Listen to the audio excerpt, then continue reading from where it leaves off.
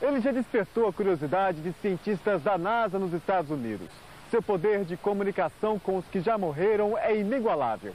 Sua forma de enxergar a vida e ajudar o próximo o transformou em um dos principais líderes religiosos de nossa história. Hoje vamos homenagear Chico Xavier e mostrar um pouco sobre este homem tão simples de Minas que é adorado em todo o planeta.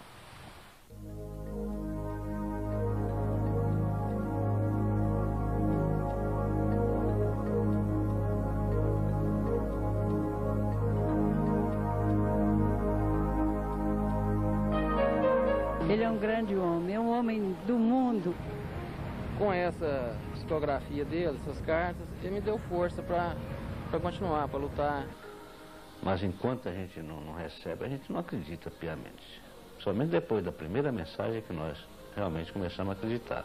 Eu sempre costumo dizer que o Chico Xavier caminha por uma estrada bonita. Eu desejo caminhar. A partida dele de Pedro Leopoldo deixa uma lacuna incrível aqui na cidade. O Chico foi embora para Uberaba. Talvez tenha sido para a gente também ter liberdade com a cidade.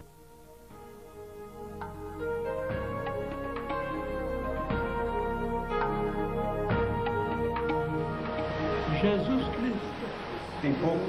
As pessoas hoje em dia têm pouco de Jesus Cristo? O povo está muito distante. A cidade tem 50 mil habitantes e fica a apenas 30 quilômetros de Belo Horizonte. Pedro Leopoldo cresceu muito desde 1910, quando no dia 2 de abril nasceu Francisco Cândido Xavier, com a ajuda da mãe, que morreu quando ele tinha 5 anos de idade, e da madrasta, que o incentivou a estudar a doutrina espírita. O jovem rapaz superou os desconhecidos sintomas de sua forte mediunidade.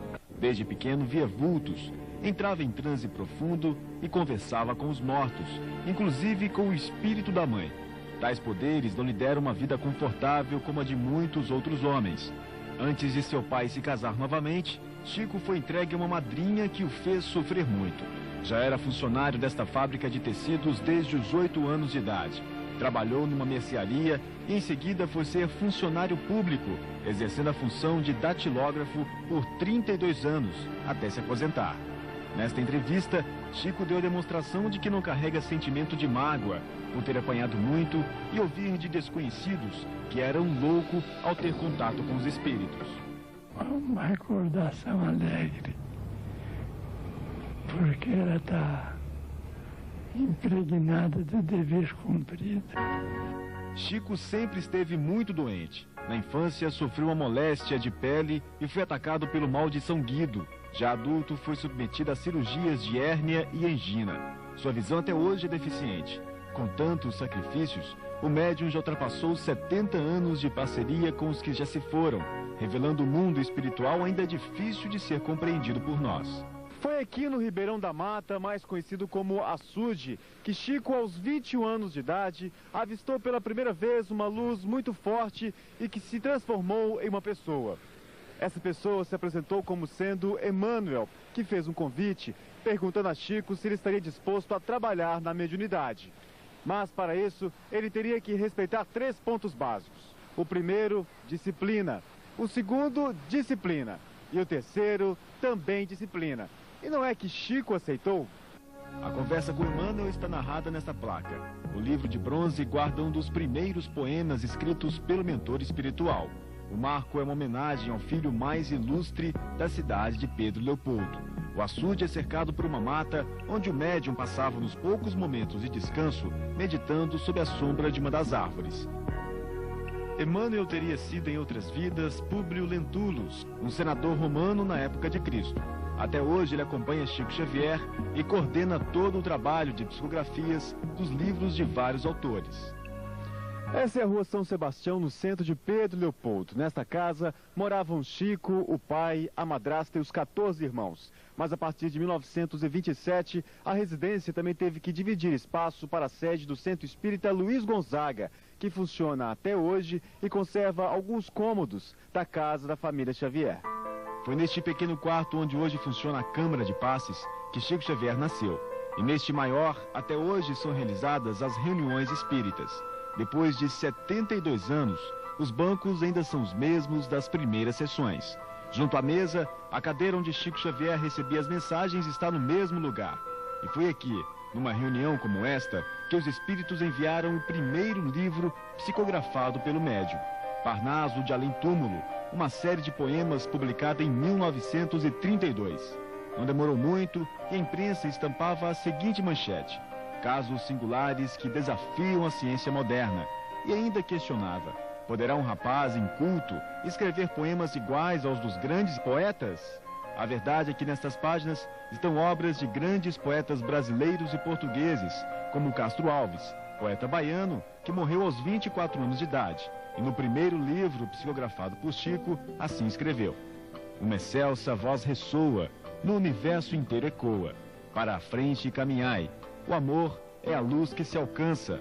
Tem de fé, tem de esperança, para o infinito marchai. Foi uma forma de tentar atestar a imortalidade da alma, que mais tarde chegou a custar manifestações de repúdio ao médium, partidas por pessoas que desacreditavam nos fenômenos ocorridos com o morador de Pedro Leopoldo. O médium ainda teve que responder a um processo movido pela família do escritor Humberto de Campos, que mesmo depois de morto, continuava escrevendo seus versos, e passou a se manifestar com o pseudônimo de Irmão X, afastando de Chico Xavier qualquer novo problema.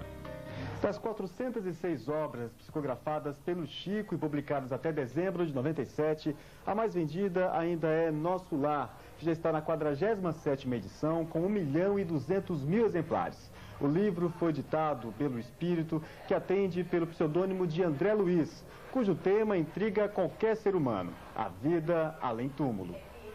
Nós temos muitos bons médiuns, principalmente no Brasil, médiuns espíritas, recebendo belas obras. Mas o Chico, diríamos que é a maior antena psíquica desse século. Então ele tem mérito. Nesta entrevista à extinta TV Tupi, Chico revela que não se beneficia de nenhum dos livros comercializados pela editora. Os direitos doados às instituições espíritas do Brasil que os editam, em maior número, com a Federação Espírita Brasileira, sediada na Guanabara, e na Comunhão Espírita Cristã, aqui sediada em Uberaba. Os direitos autorais pertencem a essas instituições e a outras instituições espíritas que os publicaram. Já foram vendidos mais de 35 milhões de livros, traduzidos para 8 línguas, entre elas o japonês. Existem ainda versões em braille e hebraico, e é de Chico o recorde na vendagem de livros no Brasil. Na visão do senhor, que importância tem essas obras? Elas nos descortinam um horizonte novo, nos fazem entender a vida de outra forma, nos dão uma visão clara do plano espiritual, da reencarnação, nos dão a certeza da reencarnação, da justiça divina. Depois do intervalo, o momento de se despedir de Pedro Leopoldo, porque Chico Xavier teve que mudar de cidade e ir viver em Uberaba. E o encontro de nossa equipe com as irmãs do médium.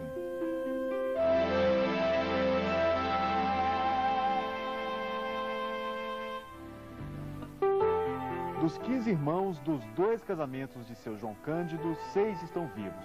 3 irmãs de Chico ainda moram em Pedro Leopoldo: Dona Cidália, Dona Lucília e Tia Dora, como são conhecidas na cidade.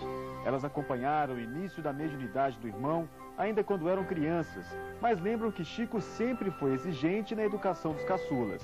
Com a ajuda dos espíritos, o médium, ainda jovem e com muitos afazeres, descobria todas as travessuras dos irmãos. Chico foi um pai, um amigo, um pai carinhoso, mas a gente sabia que ele era bravo. Então a gente tinha muito receio de fazer as coisas para magoar. No dia 5 de janeiro de 1959, Chico se despedia de Pedro Leopoldo. Ele foi transferido pelo Ministério da Agricultura, mas segundo relatos do próprio médium, a mudança foi uma orientação dos espíritos. E a escolha de Uberaba teria sido por causa do clima. Numa entrevista, Chico chegou a dizer que para o tratamento de uma labirintite, ele precisava de uma região um pouco mais quente que a de Pedro Leopoldo. A gente ficou triste. Talvez tenha sido para a gente também ter liberdade com a cidade. A despedida de 39 anos atrás abalou os moradores da cidade. Entre eles, o historiador Geraldo Leão, que possui um grande acervo sobre a história do médium. Entre os objetos estão a certidão de nascimento, só averbada em 1966, os lápis utilizados nos primeiros trabalhos mediúnicos e um par de óculos usado por Chico. A partida dele de Pedro Leopoldo deixa uma lacuna incrível aqui na cidade. Mas a gente lembra que na segunda, sexta-feira, aqui na rua São Sebastião, no Centro Espírita Luiz Gonzaga, o movimento era intenso, de turistas, de pessoas que vinham para conhecer, para buscar o socorro, né? As pessoas aflitas vinham buscar o socorro através das mensagens, através das receitas, através dos livros e de uma palavra amiga do Chico. A presença do médium nas ruas de Pedro Leopoldo é inesquecível. Eu morava em frente à casa do André Xavier, que é irmão do Chico. E o meu quarto era bem na frente, e praticamente bem em frente à casa do senhor André. E o Chico saía do centro espírita, lá pela madrugada, e vinha conversando com aquele pessoal que eu acompanhava até a casa do senhor André. E eu do meu quarto ouvia aquele pessoal alegre, conversando, e o Chico era muito alegre, né? Dava aquelas gargalhadas boas, né? Sadias. Chegava na casa do André e ouvia a música que ele gostava, a música clássica, né? Isso é uma coisa que a gente guarda com muito carinho.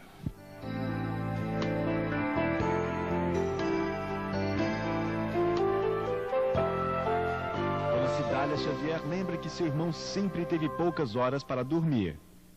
O dia dele era assim, levantava cedo e ia direto para o trabalho dele, voltava às 11 horas para o almoço, voltava para o trabalho ao meio-dia.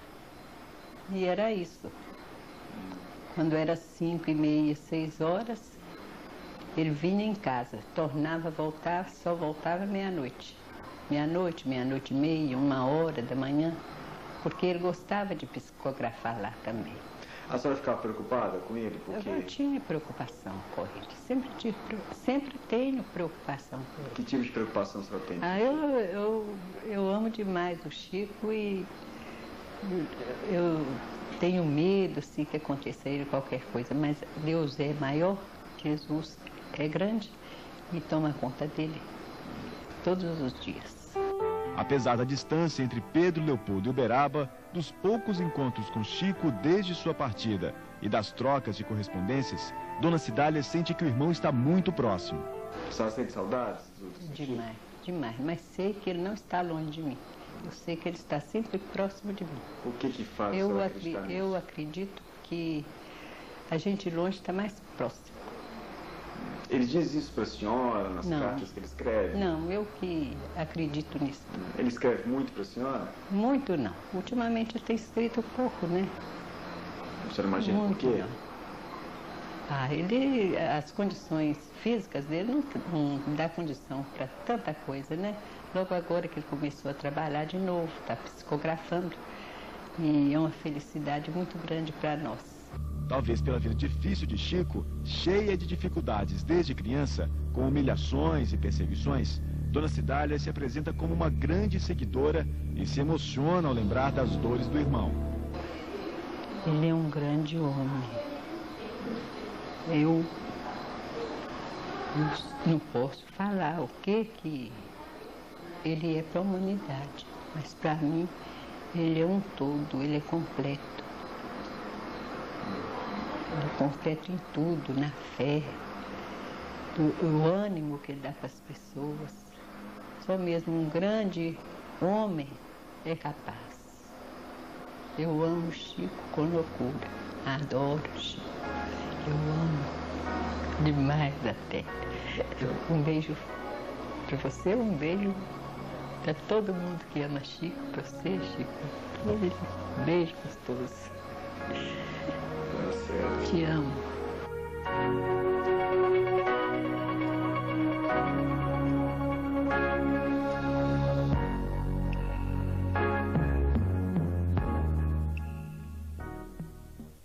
Daqui a pouco, emoção também nos casos de psicografia de Chico Xavier. A justiça acata as cartas enviadas pelos mortos e se baseia nelas para absolver acusados de assassinato.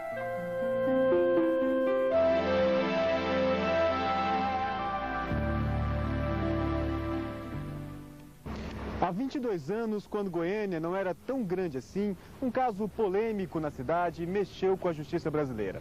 Um rapaz foi absolvido num processo que o acusava de ter matado o próprio colega. O réu ficou livre da cadeia graças à intervenção do além. Foi mais um fato para tentar comprovar a veracidade das psicografias de Chico Xavier. O caso é narrado no livro Lealdade. De um lado, José Divino, o assassino. De outro, Maurício Garcês Henrique, o morto. E a fúria da família em busca de justiça. José Divino, hoje comerciante, teria realmente premeditado a morte do amigo? Nos depoimentos, a versão do acusado se baseia num acidente. Primeiramente, o que aconteceu naquele dia? Bem, ele foi me procurar cedo para a gente ir para aula, porque a gente estudava no mesmo colégio e ele ia para aula comigo de moto. Ele pediu um cigarro para mim e eu não tinha cigarro. Aí eu fui ao quarto de dispensa onde meu pai guardava cigarro dentro de uma pasta. E ele abriu a pasta do meu pai para pegar o cigarro. E ele não achou o cigarro. Achou um revólver que meu pai tinha na pasta. Ele tirou esse revólver da pasta, tirou as balas do revólver, eu vi ele tirando. Só que ficou uma bala engastalhada, ele não deve ter visto. Ele fechou o revólver e puxou o revólver na minha cabeça 2 vezes brincando. E eu danei com ele, porque meu pai não deixava, tinha ciúmes, não gostava desse tipo de coisa. Eu tomei o revólver da mão dele para guardar, só que eu não guardei o revólver. E nisso eu sou pra cozinha, minha mãe lavando vasilha, e ele pediu um cigarro para minha mãe. Minha mãe deu o cigarro para ele, ele acendeu o cigarro e entrou dentro do quarto. Quando ele entrou dentro do quarto, eu levei o revólver nele e puxei. E aí eu só ouvi o estampido. E ele caiu, o Zé, você me tirou.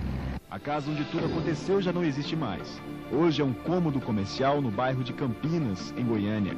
Maurício foi levado às pressas a este hospital, mas não suportou as dores no tórax provocadas pelo único tiro.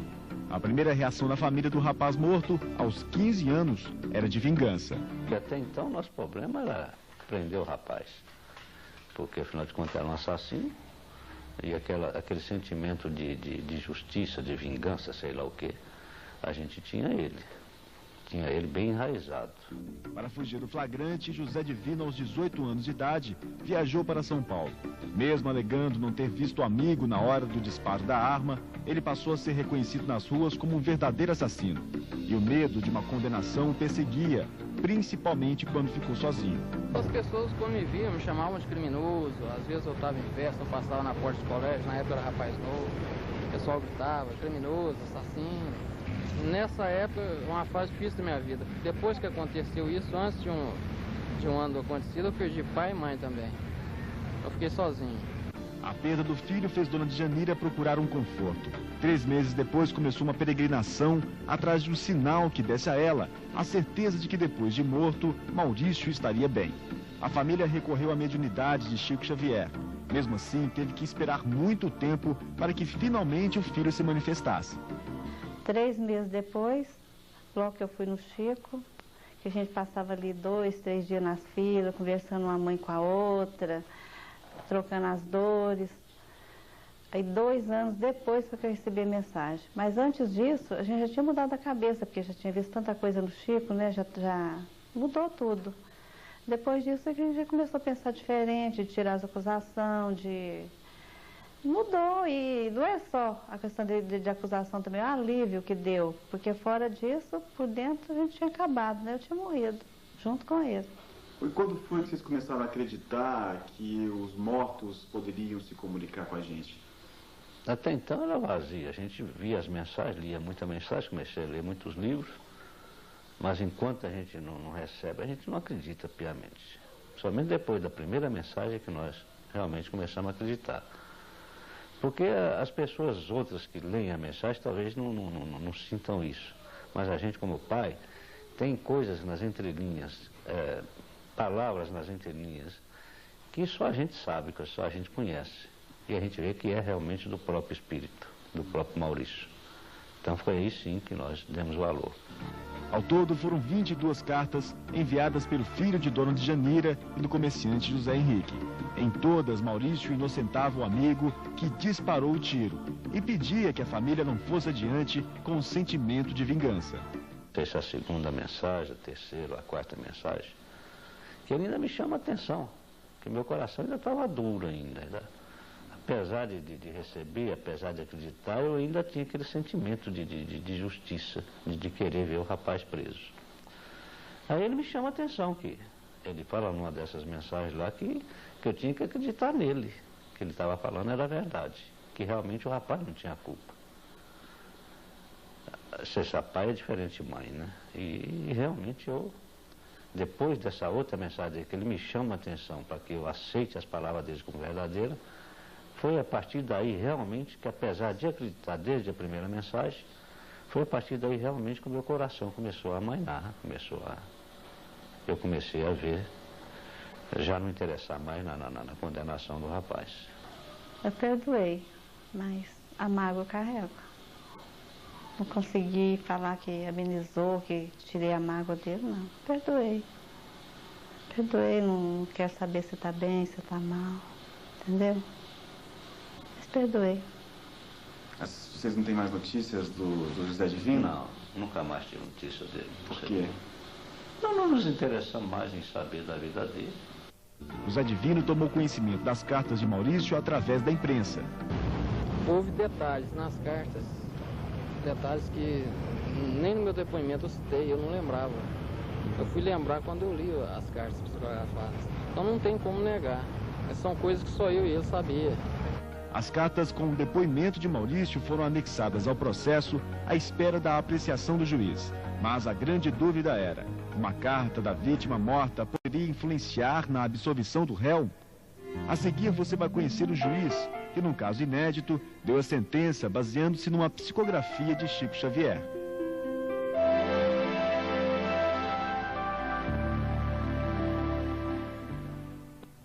Eram férias forenses e o juiz Orimar de Bastos foi convocado a fazer o plantão em todas as varas criminais de Goiânia. Um dos processos era justamente o caso que se tratava do rapaz que matou o amigo.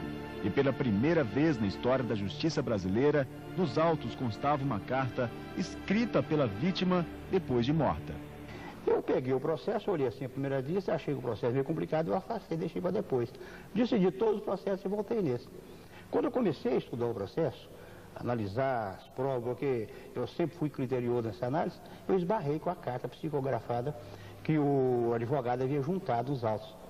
E essa carta me chamou a atenção, porque o morto estava narrando os fatos igualzinho o acusado havia dito no seu interrogatório. Foi o que me trouxe, eu me lembro bem que um é a página 100 e outro é a página 170. O interrogatório do rapaz na página 100 e a mensagem juntada nos autos, nas alegações finais do advogado de defesa, na página 170. Eu comecei a fazer análise do interrogatório e da mensagem. E vi que coadunava certinho um com o outro. Eu pensei, mas como que o Chico teve acesso a essa declaração?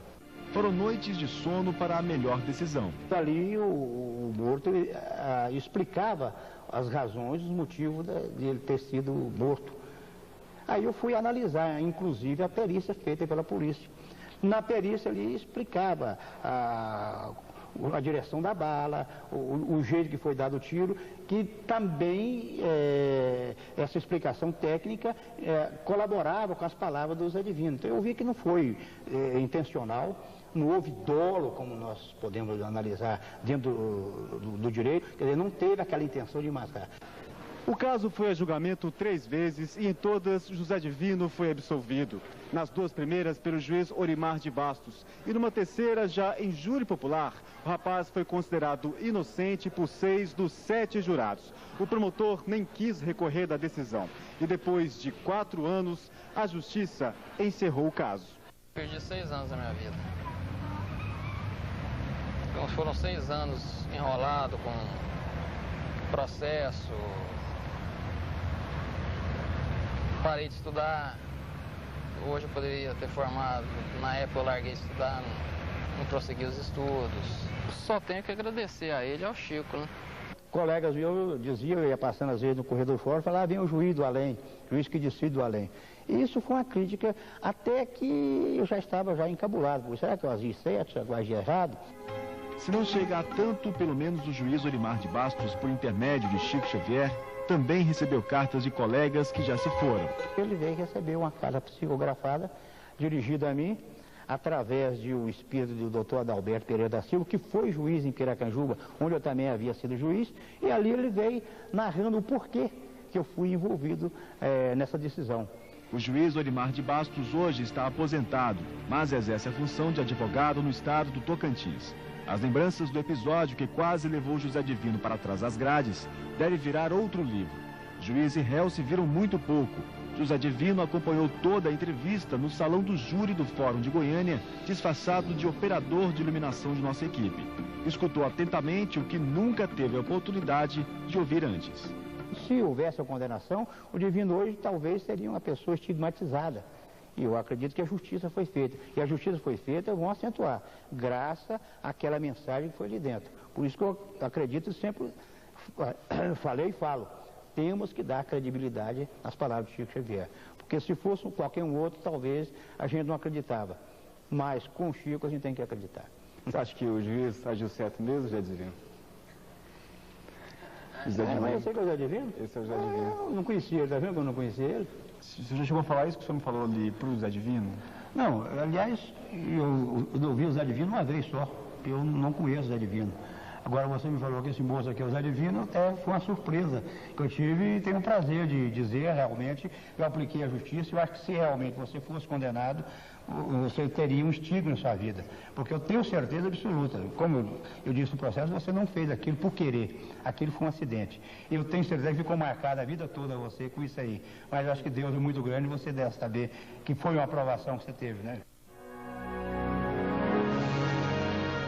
A família foi feita à vontade de Maurício inocentar o amigo. Há muito tempo, Maurício não se comunica. A última notícia foi dada pelo próprio Chico Xavier. Ele estaria estudando engenharia elétrica no plano espiritual.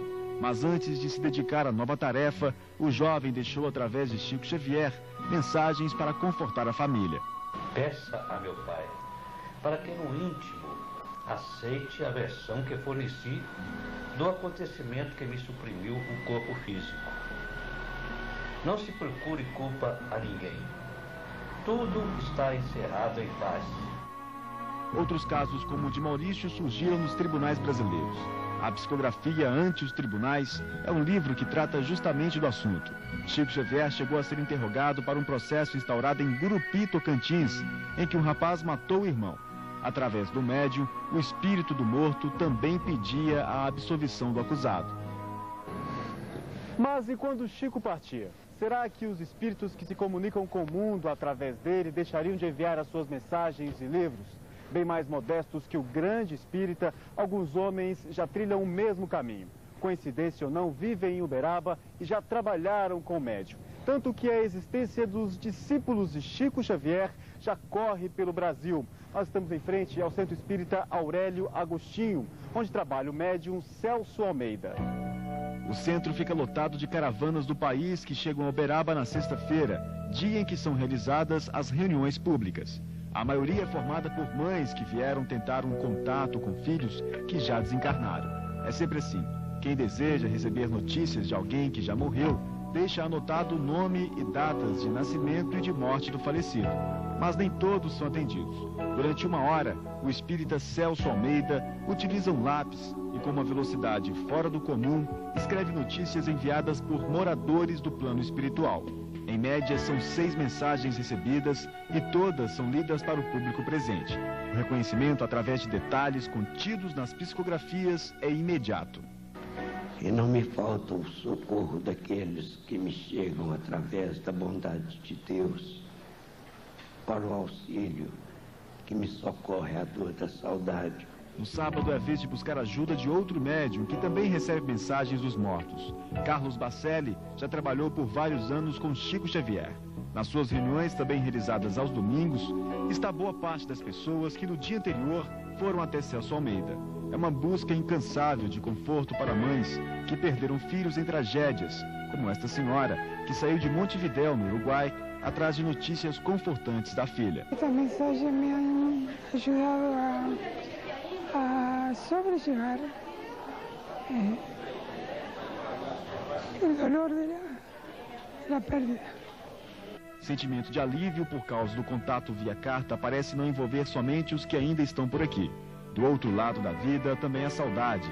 As boas lembranças do convívio com os encarnados partem junto com a alma. E quando ele disse que ele estava se sentindo um ator com tantos holofotes, isso ficou evidente, porque meu filho era uma pessoa muito alegre, muito brincalhona, e tudo que está aqui veio assim, dando um conforto que não tem palavras para explicar. Mas estes 2 homens seriam mesmo sucessores de Chico Xavier? E se o Bacelli partir primeiro que ele? E Chico acendeu uma grande fogueira e que nós, os outros médios, não passamos de lenha para essa fogueira, não é? E o termo discípulo de Chico caberia a Bacelli e Celso? Eu sempre costumo dizer que o Chico Xavier caminha por uma estrada bonita, que eu desejo caminhar, mas ainda estou distante disso. E eu estou aqui junto a essas mães, junto à dor do meu semelhante, aprendendo alguma coisa, alguma forma de ajudar alguém. O curioso sobre as pessoas que procuram os médiuns de Uberaba é que a maioria, para buscar um contato com os espíritos, ignora a diferença das religiões. Essas pessoas vêm aqui trazidas pela fé em Jesus Cristo e na imortalidade da alma. E se aqui vêm é porque acreditam na possibilidade do intercâmbio com esses familiares de além-túmulo. Porque nós precisamos ainda entender que esse problema de religião, ele ainda é muito pequeno diante da vida infinita, não é? Nós não podemos encarar religião como nós encaramos, por exemplo, times de futebol. A peregrinação termina no Grupo Espírita da Prece. Depois do intervalo, você vai ouvir depoimentos de pessoas que convivem com Chico Xavier e ver a paciência do médium em apertar a mão de todos que o procuram.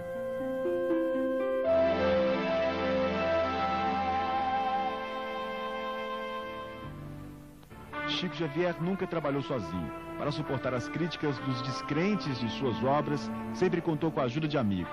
Os boatos já mataram o médium várias vezes.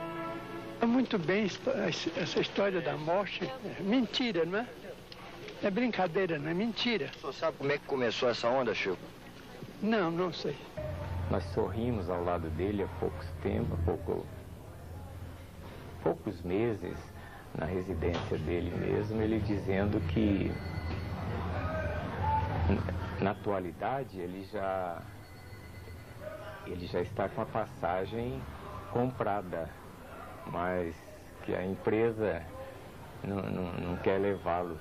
Acho que está pronto, né? A hora que Deus determinar e achar que ele deve retornar ao mundo espiritual, ele retorna. César Carneiro trabalhou 34 anos com Chico Xavier e hoje auxilia o médium Celso Almeida nas reuniões espíritas. O trabalho ao lado de Chico fez com que escrevesse o livro Encontros com Chico Xavier, que, segundo o próprio autor, reúne 56 casos de ensinamento e conduta de seu grande mestre. Os amigos auxiliam o médium nos trabalhos em que Chico não pode estar presente por causa da saúde precária. São mais de 2.000 entidades assistenciais que praticamente sobrevivem graças à ajuda de Chico. O asilo em frente à casa do médium é um exemplo. Para manter os 28 internos, a casa conta com a venda de livros psicografados por Chico. Membros do Grupo Espírita da Prece ainda trabalham durante a semana. Distribuem alimentos para cerca de 700 pessoas carentes de Uberaba. Aqui elas aguardam para poder participar de um jantar especial, servido todas as quintas-feiras. Nossa equipe acompanhou o esforço dos voluntários num dia ainda mais especial, 2 de abril, data do nascimento de Chico. Tem gente que às vezes não tem uma carne para comer, tem gente que come só angu na janta, às vezes no outro dia não tem nada para comer, tem muita pessoa que está satisfeita, sim. Na década de 80, a distribuição de cestas de alimento no Natal reunia multidões de humildes que formavam uma fila quilométrica no bairro onde funciona o Grupo Espírita da Prece. Essa senhora, conhecida como Dona Yolanda César, de São Paulo, era a grande patrocinadora da distribuição, que hoje, mais modesta, é realizada semanalmente pelos companheiros do médium em Uberaba. O movimento aos sábados, em frente ao Grupo Espírita da Prece, é engrossado pelas famílias que passam o fim de semana em Uberaba em busca de conforto. A notícia de que Chico estaria frequentando as reuniões da casa ajudaram a aumentar o número de fiéis, que fazem plantão desde cedo para poder se encontrar com o médium. Na sua simplicidade, na sua humildade, este homem conseguiu transmitir para todo mundo espiritualista exatamente a mensagem que deveria ser concedida a todos aqueles que se dedicam aos estudos espiritualistas, independente de crenças. E que eu gostaria de estar sempre ao lado dele para aprender com ele a humildade, o amor, a caridade que ele pratica. Para mim ele é um espírito de luz, tá? Que veio aqui para ajudar muita gente e cumprir a missão dele na Terra. É um anjo que Deus mandou para trazer luz para a gente. Muita paz. Mas quem procura Chico? O espírita João Cuim, também autor de livros sobre o médium, esteve junto a ele por longo tempo. Geralmente, as pessoas mais abastadas, mais assim, aquinhoadas, o procuram por causa de dores íntimas, né? Depois de 4 anos sem sua recuperação, pôde estar de volta a casa. Quem trabalhou mais, a medicina entre os homens ou a medicina espiritual? Olha, eu tenho muita fé na medicina dos homens, mas a medicina da espiritualidade deve ter ajudado bastante também para que corresse tudo bem, para que ele voltasse a estar junto conosco na Casa da Prece. Chico é sempre acompanhado por Eurípides Higino dos Reis, dentista, e que o médium tem como um grande filho adotivo. A debilidade física limita suas mãos, que lentamente preenchem as folhas de papel com palavras ditadas pelos espíritos.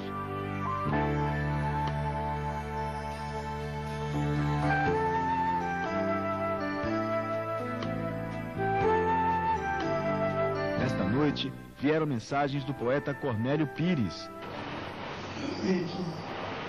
Vale no mundo, fé em Deus e amor profundo na vivência necessária da doutrina de Jesus. Cornélio Pires.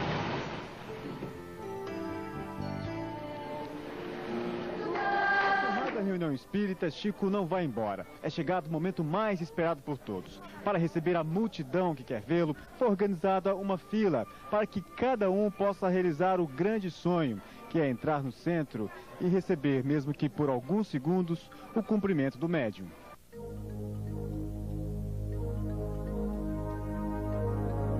São mais de 1000 pessoas que vão até Chico, ou seja, todas que passaram o dia à espera do médium.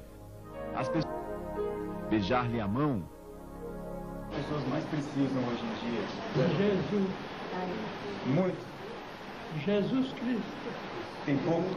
As pessoas hoje em dia têm pouco de Jesus Cristo. O povo está muito disperso. Jesus Cristo. Mais do que de pão. Mais do que de pão. De pão, tem muita assistência. Abriu o coração para Jesus. Abriu o coração para Jesus.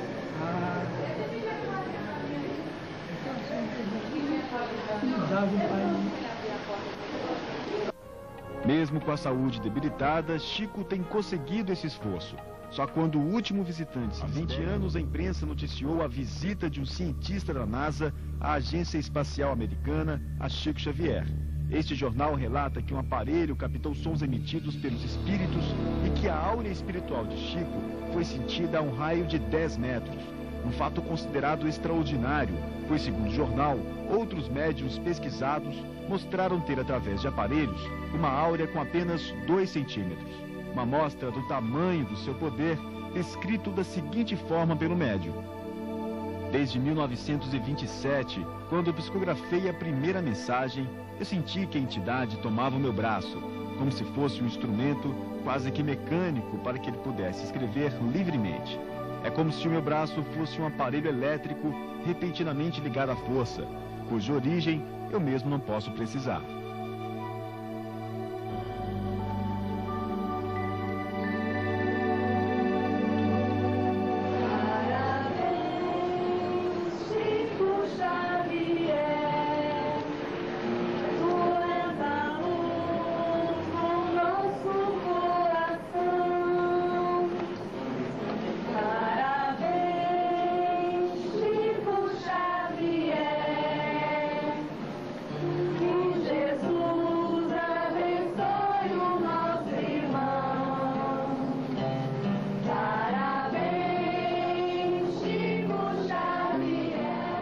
Este programa foi uma iniciativa das emissoras do Sistema Integrado de Minas, TV Ideal, TV Integração e TV União.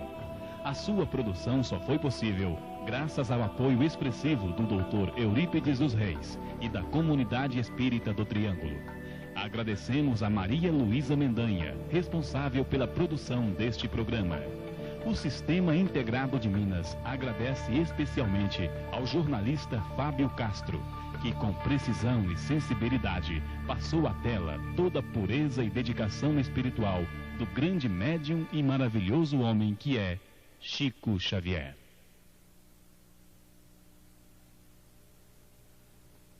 A igreja enfeitada, os convidados, os noivos e um padrinho muito especial.